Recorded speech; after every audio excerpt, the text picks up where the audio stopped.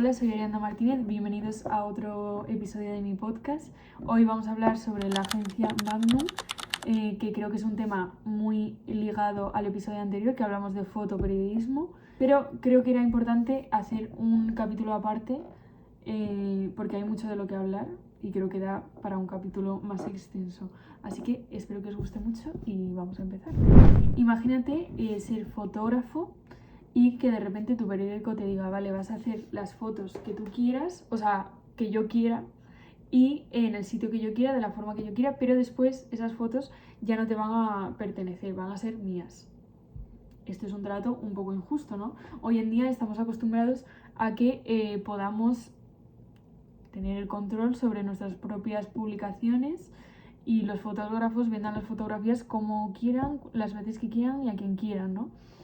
¿Qué pasa? Que esto hace 80 años era algo impensable. Los fotógrafos como que empezaron a plantearse esto y a cuestionárselo y a decir, estamos ya cansados de trabajar de esta forma, no queremos que nadie nos decida cómo contamos nuestras propias historias, queremos tener nosotros también poder de decisión.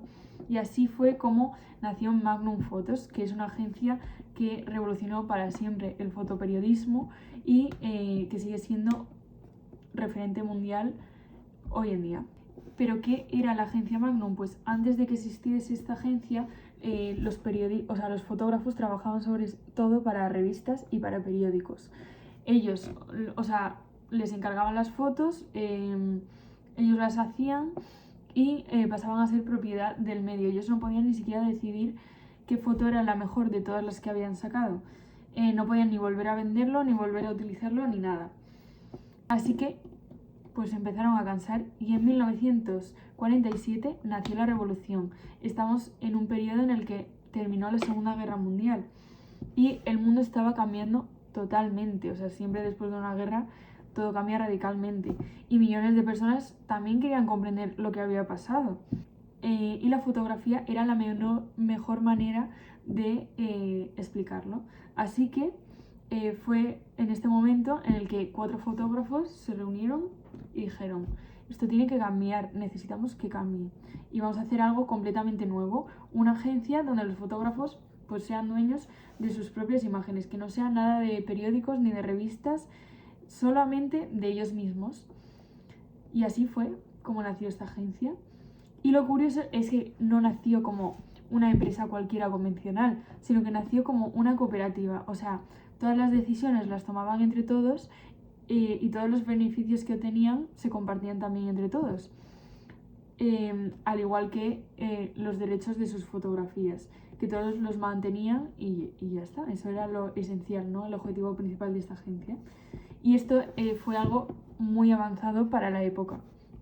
¿Quiénes fueron los fundadores y las auténticas leyendas de este momento? Vale, pues el primero fue Robert Capa, que también hablamos de él en el capítulo anterior, que fue un fotógrafo de guerra súper famoso en esa época y que decía una frase muy legendaria que explica pues su forma de hacer fotografías, que es: si tus fotos no son lo suficientemente buenas, es porque no estabas lo suficientemente cerca. Y esto se lo tomó muy al pie de la letra y tan al pie de la letra que se acercaba tanto al peligro que en 1954, tras pisar una mina que cubría una guerra en Indochina, pues murió. Y esto es una demostración de hasta dónde llegan aquellos fotógrafos que quieren contar la realidad pase lo que pase. El segundo del que vamos a hablar es Henri Cartier-Bresson, que sobre todo se caracterizaba por tener muchísima paciencia a la hora de hacer fotografías. Fue quien popularizó lo de el instante decisivo, que también lo comentamos en el capítulo anterior, y como que lo que se encargaba él era hacer algo parecido a lo de capturar una imagen de justo un gol muy importante, justo en el momento en el que se mete gol, ¿no? Pues él tenía la paciencia de esperar a ese momento importante y hacer la foto que contase toda la historia, ¿no? Después también está David Seymour, que le llamaban Chin, y que era más especializado en retratos. Él lo que le gustaba era capturar como la esencia humana de la guerra y de las personas. Él no buscaba explosiones ni nada así como a lo mejor los otros, sino que buscaba emociones, buscaba, sí, como que fotografiaba las consecuencias que tenía en la guerra en las personas, emocionales y físicas, a niños, a familias, a refugiados y hasta contar la historia humana. Y por último, también vamos a hablar de George Robert, que es el cuarto fundador, y que pues era británico y también fue fotógrafo de la Segunda Guerra Mundial, y lo que hizo principalmente fue fotografiar los campos de concentración nazis y se quedó como tan impactado que decidió ya no fotografiar más guerra y dejar como esto atrás, porque eran imágenes demasiado duras como para estar toda la vida haciéndolas, así que decidió parar.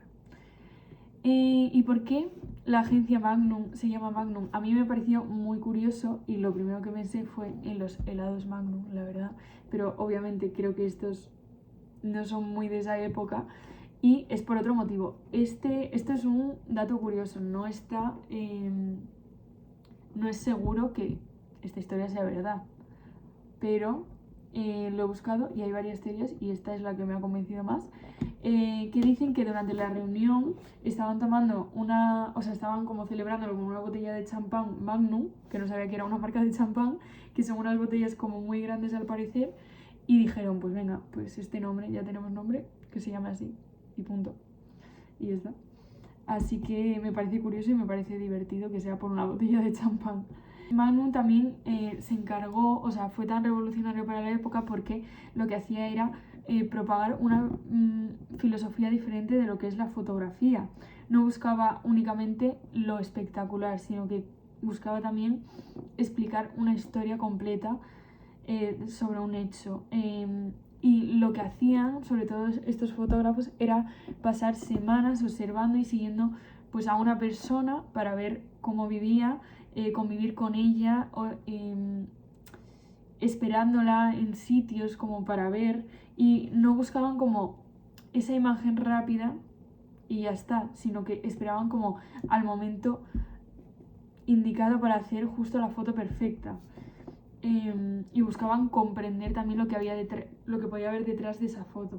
Yo creo que es como la esencia de hacer una buena fotografía, que podría ser como un documental, ¿no? Porque si al final estás siguiendo a esa persona allá donde va, estás como viendo un documental de su vida, un documental de Netflix, que es bastante curioso, pero en vez de ser un documental es simplemente una fotografía. Entonces tienes como un margen más pequeño como para poder contar algo, ¿no? Más pequeño que un documental, que es algo más largo y que se pueden contar más cosas, yo creo. Los fotógrafos de Magnum se encargaron de hacer fotografías por todo el mundo y fotografiar acontecimientos súper importantes como la Guerra Civil Española, la Segunda Guerra Mundial, la Guerra de Vietnam, la caída del comunismo, las revoluciones, las manifestaciones, distintos cambios sociales, etc. Fotografiaron todo, pero no solo hacían fotografías así de importantes o de históricas, sino que también se encargaban de fotografiar como cosas normales y sencillas de la vida. Niños jugando, parejas paseando por la calle, sitios de una ciudad pues normal,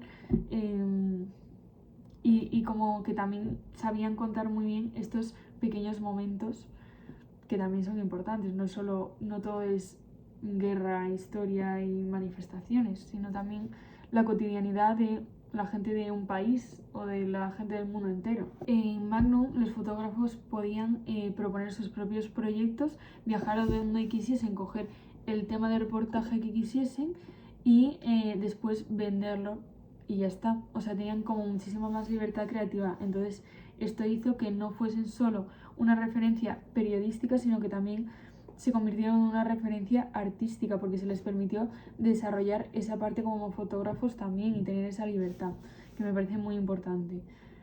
Y la pregunta es, ¿hoy en día la agencia Magnum sigue existiendo? Yo no lo sabía y sí que sigue existiendo. Tiene fotógrafos por todo el mundo todavía, organiza exposiciones, publica libros, tiene un archivo de fotografías históricas súper importantes, y sigue sobre todo defendiendo la idea principal de los fundadores. O sea, siguen teniendo como la misma filosofía y esta filosofía, bueno, se resume en que la fotografía no es simplemente informar, sino también pues contar una historia y conseguir comprender el mundo. ¿Qué podemos aprender hoy en día de Magnum, teniendo en cuenta en la situación actual en la que nos encontramos? Pues que una fotografía no es simplemente, o sea, no tiene nada que ver con la cámara en la que lo hagas ni con el dispositivo en el que lo hagas, sino que es más bien tiene que ver con la forma en la que miras al hacer la foto. Hoy hacemos fotografías con el móvil súper rápido y no nos paramos a observar realmente lo que hay detrás de la cámara, de lo que hay detrás de esa fotografía. Los fotógrafos de Magnum podían estar esperando horas y horas o días incluso para hacer una foto y para comprender lo que estaba ocurriendo delante de la cámara. O sea, tenían muchísima paciencia y no buscaban la cantidad de fotos que hacemos hoy en día, sino la calidad de una sola, pero en el momento adecuado. Y antes de despedir el episodio, quería decir que me acabo de acordar de que escuché un podcast de Judith Tiral, sí, creo que era Judith Tiral, que entrevistaba a un fotógrafo de guerra, en plan español, sí era español, y está en Spotify y en Podimo. Creo que en Spotify está la versión corta y en Podimo está la versión larga. Yo me escuché la de Spotify y me pareció súper interesante y es muy apropiada con este tema porque es un fotógrafo de la actualidad que viaja a distintos países a hacer fotografías de la guerra y explica muy bien también la forma en la que lo hace, qué fotografía, qué no, cómo hace para viajar con todo el equipo, con todos los materiales que necesita, si tiene miedo realmente de ir a los sitios a los que va, no sé, como curiosidades que me parece súper interesante y que yo me he preguntado cuando he visto todos los autores que había de guerra y tal. Yo me he preguntado en plan, pero qué miedo arriesgar tu vida por una foto. Pues hoy en día se sigue haciendo, o sea que si tenéis tiempo para escucharlo es muy interesante y lo recomiendo muchísimo. Y nada, espero que os haya gustado muchísimo este capítulo, que hayáis aprendido y que la próxima vez, al ver alguna fotografía de algún periódico, de alguna guerra, alguna fotografía así, pienses en la persona también que está detrás de la foto y pienses en cómo eran las cosas antes y en cómo son ahora. Y que nada, y que recordéis siempre que una buena fotografía no solo captura un instante, sino que captura una historia. Así que nada.